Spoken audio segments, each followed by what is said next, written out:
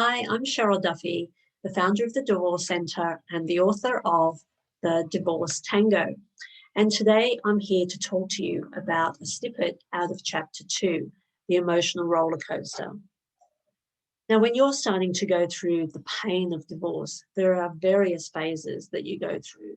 It's the cycle of grief, and it's like losing a loved one through death. It's exactly the same, but unfortunately, your ex is still living, so you're reliving that pain over and over again when you're having to see them because of co-parenting or whatever. I used to work with my ex, can you believe, after our divorce.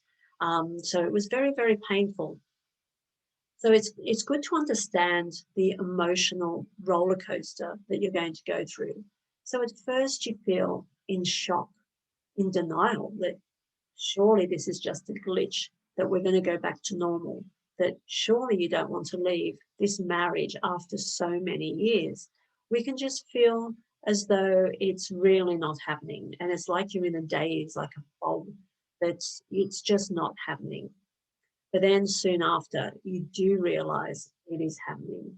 You do go into this fear of the future, the anger that how could this be done to you? How could your life be ruined?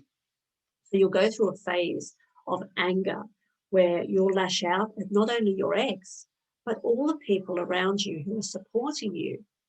So it's important to understand these different phases so that you are aware and you can try to understand and manage the emotions that you're displaying.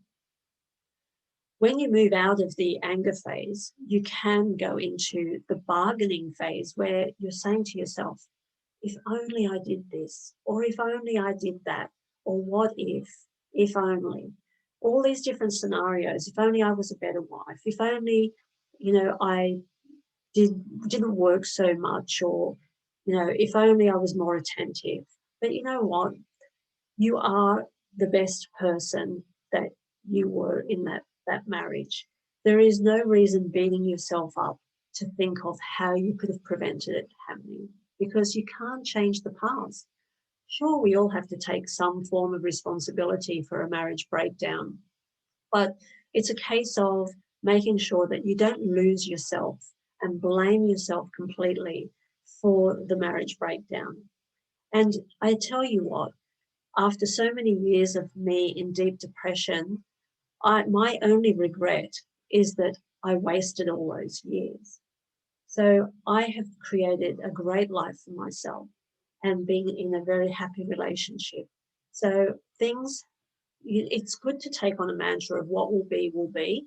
So it's a case of making sure that you come out of that anger phase, knowing that life will get better. Now, the next phase is depression. So depression, you can plummet and be bitter, resentful. You could also be negative. So everything around you, you're just seeing all the negatives. You're not seeing the positives. You're not being grateful for the life you have. So it's a terrible state of mind to be in. And it's very, very hard to get out of that pit of despair when you've been in there for so long. Believe me, I was there. So it's a case of trying to make sure you keep moving forward through that emotional grief cycle, because you want to get to the stage of acceptance. Accept that your old life is over, that your old life is gone, and now it's a new time to be able to create a new life. So you can never go back to the past. But the problem is, if we don't let go of the past, we can be caught in this Twilight Zone where we're stuck in limbo, where we're wishing we could turn back the clock and have our old life back. And we can't move forward to create a new life. So we're stuck. And I was stuck there for years. So it's a case of making sure that you allow yourself to grieve, but you also have to keep making steps to keep moving forward.